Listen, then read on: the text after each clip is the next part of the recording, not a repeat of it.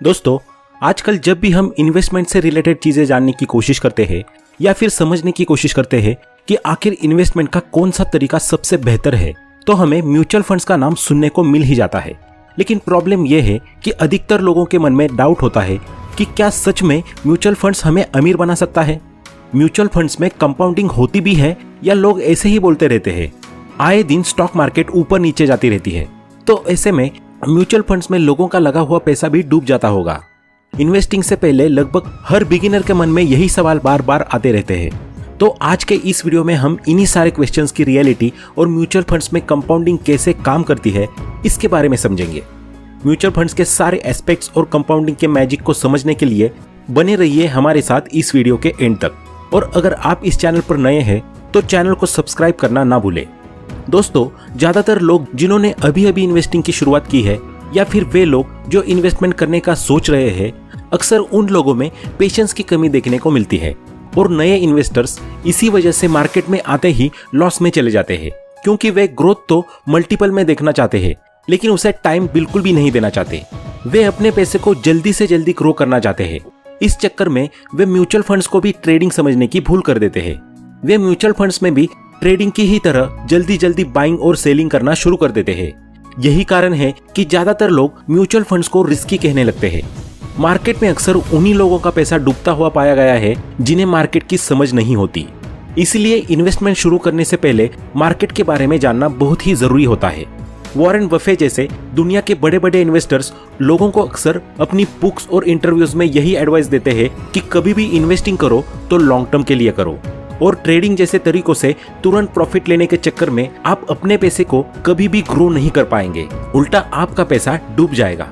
अब दोस्तों, ये बात तो क्लियर है कि लॉन्ग टर्म इन्वेस्टमेंट के लिए म्यूचुअल फंड एक काफी अच्छा फाइनेंशियल एसेट है, पर वो लाइन तो आपने सुनी ही होगी, mutual fund investments are subject to market risks. Read all scheme related documents carefully. अगर आपका पोर्टफोलियो अच्छा और बैलेंस नहीं है तो आपकी नैया कभी भी डूब सकती है, और सालों तक इन्वेस्ट करने के बाद आपके हाथ में कुछ ना आए तो आपकी जिंदगी भर की मेहनत बर्बाद हो सकती है। दोस्तों, प्रॉब्लम यह है कि हम में से ज्यादातर लोग पास्ट परफॉर्मेंस को देखकर फ्यूचर का रिटर्न कैलकुलेट कर लेते हैं, जो बिल्कुल भी सही तरीका नहीं है। ज्यादातर बिगिनर्स तो ये मिस्टेक्स करते ही है। पर मैं जो म्यूचुअल फंड्स में काफी समय से इन्वेस्ट कर रहा हूँ, मैंने भी कुछ गलत फंड्स को अपने पोर्टफोलियो में शामिल कर लिए थे, लेकिन अब मैंने वो गलती सुधार ली है, क्योंकि अब मेरे साथ फाइनेंशियल एक्सपर्ट्स की पूरी टीम वर्क करती है। और ये टीम मेरी नहीं बल्कि डिजर्व वेल्थ मॉनिटर की है, जो कि आज के हमारे एजुकेशनल पार्टनर भी है। डिजर्व वेल्थ मॉनिटर एक शानदार वेल्थ मॉनिटरिंग ऐप है, जिसकी टीम जीरो कॉस्ट में आपके पोर्टफोलियो को रिव्यू करती है और समय रहते आपको ऐसे म्यूचुअल फंड्स एग्जिट करने का सजेशन देती है जो फ्यूचर में खराब प्रदर्शन कर सकते हैं। और अगर आप एक बिगिनर है और आपके पास म्यूचुअल फंड पोर्टफोलियो नहीं है, तब भी कोई चिंता की बात नहीं है, क्योंकि डिजर्व आपको एक्सपर्ट्स के बनाए म्यूचुअल फंड्स पोर्टफोलियोज रेकमेंड करता है। डिजर्व का लिंक आपको डिस्क्रिप्शन में मिल जाएगा। आप इसे डाउनलोड कर सकते हैं और अपनी इन्वेस्टमेंट जर्नी की तरफ एक सुरक्षित कदम बढ़ा सकते हैं, और आपको अपने पोर्टफोलियो की चिंता करने की भी कोई जरूरत नहीं पड़ेगी, क्योंकि डिजर्व वेल्थ मॉनिटर आपकी ये सारी चिंता दूर कर देता है। डिजर्व के साथ आपको डिसिप्लिन के साथ साथ इन्वेस्टमेंट का लॉन्ग टर्म रूल फॉलो करना ही होगा, तभी जाकर कंपाउंडिंग अपना मैजिक दिखा पाएगी और आप उसका भरपूर फायदा उठा पाएंगे। दोस्तों, कंपाउंडिंग के बारे में एक कहावत है, कंपाउंडिंग के लिए एक बिग अमाउंट की नहीं बल्कि ज्यादा से ज्यादा टाइम की जरूरत होती है। इसीलिए उसी पर्सन को सबसे ज्यादा और सबसे बेहतर रिटर्न प्राप्त होता है जो सबसे पहले इन्वेस्ट करना शुरू करता है और सबसे बाद में इन्वेस्टमेंट स्टॉप करता है। कंपाउंडिंग के इस मैजिक को समझने के लिए आइए एक एग्जाम्पल को देखते हैं।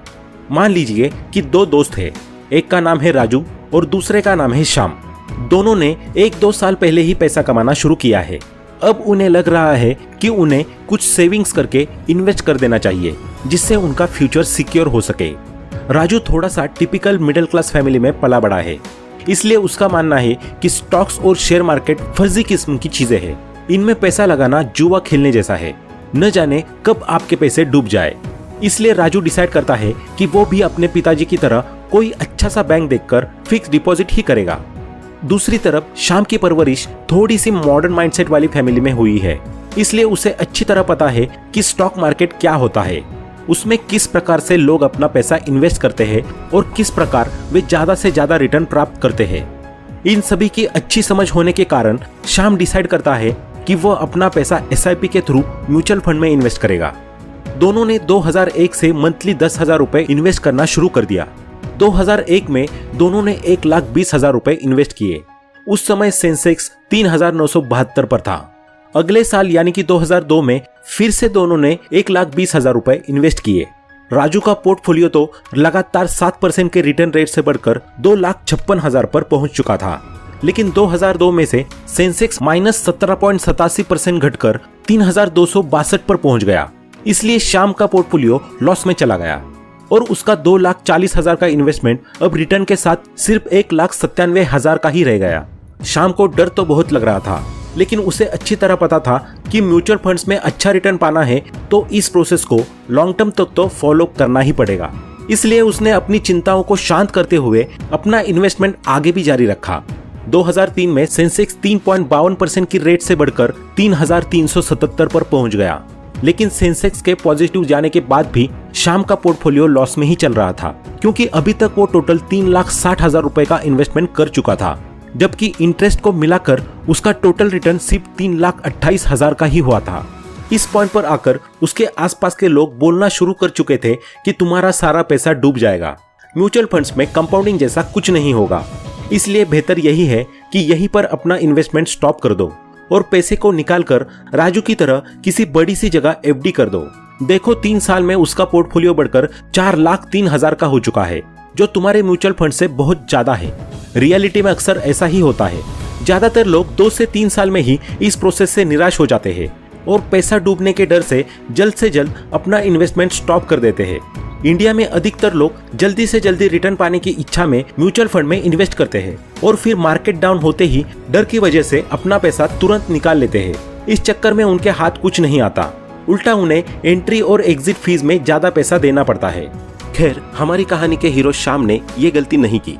उसने औरों की तरह इन्वेस्टमेंट को स्टॉप न करके उसे कंटिन्यू रखा।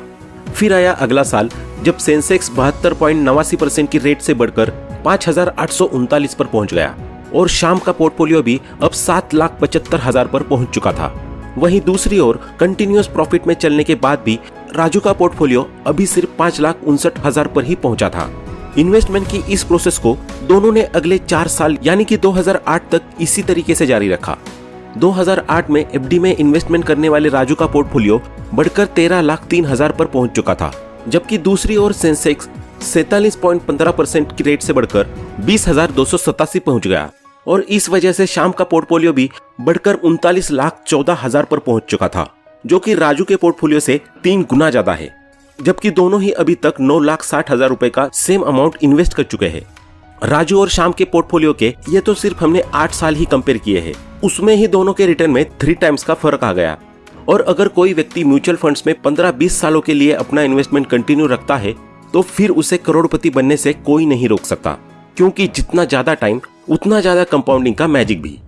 म्यूचुअल फंड के थ्रू हम कई प्रकार के फंड्स में अपना पैसा इन्वेस्ट कर सकते हैं, जैसे इक्विटी फंड, डेब्ट fund, balance mutual fund etcetera. आइए समझते हैं इन फंड्स की क्या खासियत है। इक्विटी फंड ये एक ऐसे प्रकार के फंड है जिसमें इन्वेस्टर का पैसा स्टॉक में इन्वेस्ट किया जाता है। इसका रेशो 65:35 रहता है, यानी कि अपने इन्वेस्टमेंट का 65% हिस्सा स्टॉक में इन्वेस्ट किया जाएगा और बाकी का 35% हिस्सा बॉन्ड्स में इन्वेस्ट किया जाएगा। म्यूचुअल फंड्स में इक्विटी ही एक ऐसा फंड है जो बाकी सारे फंड से ज्यादा रिटर्न देता है और इसमें रिस्क भी सबसे ज्यादा होता है।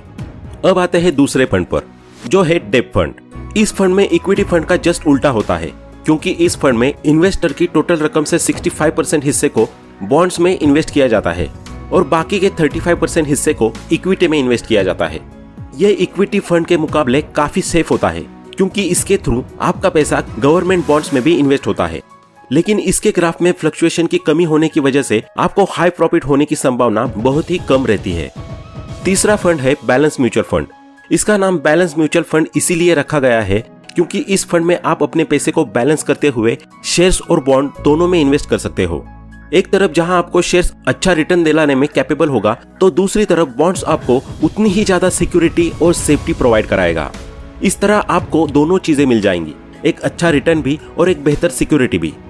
अगले फंड का नाम है हेज फंड। इस फंड को एक लिबरल फंड कहा जाता है क्योंकि इसमें रूल्स और रेगुलेशंस कम होते हैं, लेकिन इसका सबसे बड़ा एक्सेप्शन है और वो ये है कि इसमें कोई भी रिटेल इन्वेस्टर पैसा नहीं लगा सकता। इसमें सिर्फ कुछ selected group of high net worth individuals ही पैसा लगा सकते हैं। इसके अलावा इस फंड में एक कमी ये भी है कि इसमें इन्वेस्टर अपना पैसा तुरंत नहीं निकाल सकते। कम से कम 1 साल तक उन्हें हेज फंड्स में अपना पैसा रखना ही पड़ता है। अब देखते हैं म्यूचुअल फंड्स के सबसे सेफेस्ट और सबसे ज्यादा सजेस्टेड फंड, जिसका नाम है इंडेक्स फंड। हालांकि इस फंड में भी इक्विटी फंड की ही तरह आपका पैसा शेयर्स में इन्वेस्ट किया जाता है, लेकिन ये उससे बहुत ही डिफरेंट है। ऐसा इसलिए क्योंकि इसके थ्रू आपके पैसे किसी स्पेसिफिक कंपनी में नहीं बल्कि एक ग्रुप ऑफ कंपनीज के अंदर इन्वेस्ट होते हैं। यानी कि इस ग्रुप के अंदर गवर्नमेंट के द्वारा सिलेक्टेड मार्केट की वो टॉप 50 कंपनीज होती है जो मार्केट में लगातार बेहतर परफॉर्म कर रही है। और सबसे अच्छी बात यह है कि अगर किसी कंपनी की परफॉर्मेंस बिगड़ जाती है तो इंडेक्स फंड से उस कंपनी को बाहर निकाल दिया जाता है और उसी जगह एक नई कंपनी को ऐड कर दिया जाता है जिसका परफॉर्मेंस ग्राफ पिछली कंपनी से बेहतर चल रहा हो। इस तरह इंडेक्स फंड इन्वेस्टर के होने वाले लॉस को मिनिमाइज कर देता है। यही रीजन है कि दुनिया के जाने माने इन्वेस्टिंग गुरु वॉरेन बफेट अक्सर लोगों को अन्य फंड्स के मुकाबले इंडेक्स फंड में इन्वेस्ट करने की सलाह देते हैं।